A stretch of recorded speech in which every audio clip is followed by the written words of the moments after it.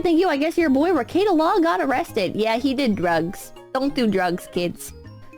Nick Rekieta is a lawyer and also content creator, which has managed to rise to fame during the Johnny Depp trials. His live streams were some of the most popular on YouTube at the time, managing to pull even more than 40,000 viewers per stream. He managed to make a lot of money, a lot of friends, a lot of connections. And after the Johnny Depp trial was over, he also went around on different live streams interacting with people from various communities. And this is why everyone is talking about this now, because almost everyone knows of the guy due to their favorite content creator probably streaming with him at some point in time or another. And of course, when you engage with various communities, you're going to make a lot of friends, you're going to make a lot of enemies. I personally do not know all the lore that Nick has, but I do know that there are some people that absolutely like the guy, and there are also some people that would enjoy nothing more than to see the guy ruined. Now, I'm not aware of his personal lore and what transpired, but what I do know is that a couple of days ago, my publisher asks me to tune in to one of Nick's streams. And I gotta say, what I saw was quite harrowing. Basically, the last time I interacted with Nick was years ago when he looked like this. And to see him from looking like this to looking like this, you notice that there is a staggering decline in his appearance, which can signify various health issues. I mean, not to be mean, but the man does look like a telltale character. Now, I did ask my publisher if this is normal, like what's going on, and he told me that, well, Nick is blaming the lighting in his studio. There are other people that noticed this decline, but they're basically being hand-waved away, assuring that Nick is fine. However, the more you look into it, you find out that Ethan Van Sciver was on Nick's stream and forced him to eat a pie because Nick isn't eating. So, like, most people on the internet have definitely noticed that something was going on. And it seemed to be more than him drinking. Like, unless he was bathing in the stuff, the way he was acting on his recent streams was, again, quite concerning. And it does seem that those people were right to be concerned, because just a few hours ago, Nick's mugshot was trending on Twitter. Apparently, the police came into his house and found him in possession of illegal substances, as well as owning a firearm. I thought Americans have the Second Amendment, but apparently if you're caught with the substances and the firearms, it's not good. Him, his wife, and apparently another woman was arrested. Like, again, I do not know all the lore behind this, and it would probably take more than a couple of days in order to get through everything and make a compiling video, which would not be as successful as other YouTubers that are going to make the exact same stuff. So, yeah, all in all, it doesn't seem good. For a lawyer to end up in this situation, especially when your face is out there in public and there's thousands of people that see you at your lowest, it's not very good. And also him being a person that has gathered a significant amount of haters over the years. There are going to be many content creators and YouTube videos making fun of him, ridiculing him, which can probably take some toll on the human psyche when he comes back and opens the internet. Although I do expect that Nick is a smart enough person to already expect this, so he should mentally prepare for this. And my advice to him, if he actually watches this video, is to understand that if you hit rock bottom, the good news is that you can only go up from here.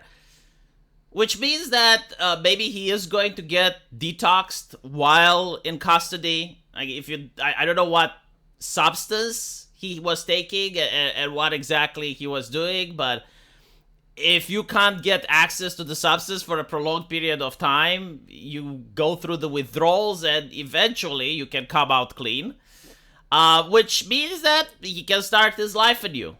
But again, I don't know what exactly he was taking. The process of going through withdrawal, especially if you don't have doctors to assist you and you're just locked up in a cell, can be quite painful and very difficult. So Nick is probably going through a lot of pain right now. But hopefully, due to the seriousness of the situation, as well as the internet and the social media pressure, when he does come out of it, he's never going to touch that substance again. From a job perspective, though, I seen a lot of people saying that his lawyer career is over. If every single lawyer that ever did any sort of illicit substance abuse would be fired, then I don't think America would have lawyers left. From my understanding, what happens in America is that you get put through a disciplinary committee, and there are situations where they may even suspend your right to practice for a while.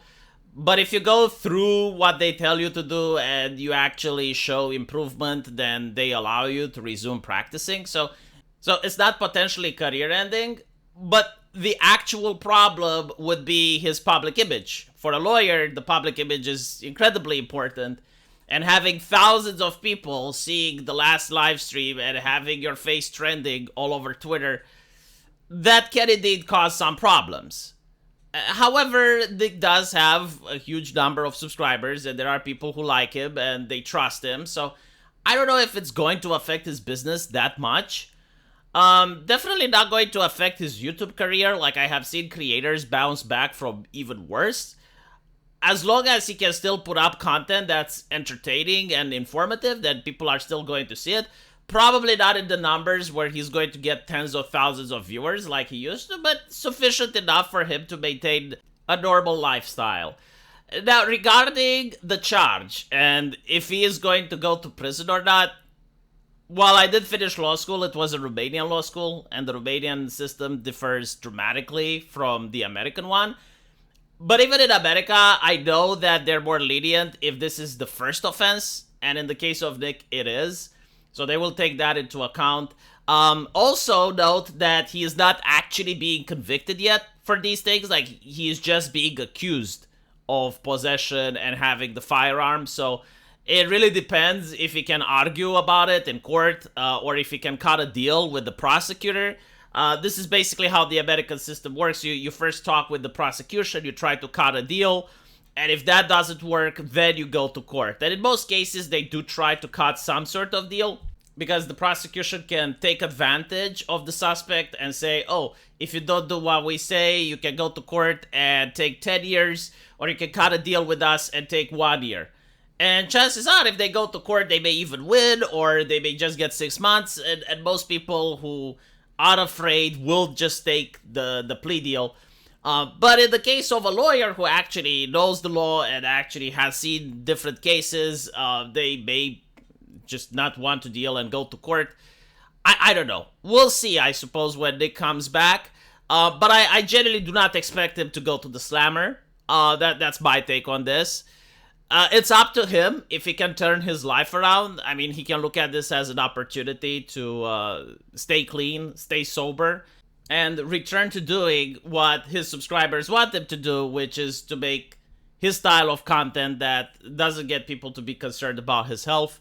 And hopefully he can end up being one of those wholesome stories where a person hits rock bottom and then they rise up from that situation and end up bettering themselves. One can only hope. I don't know.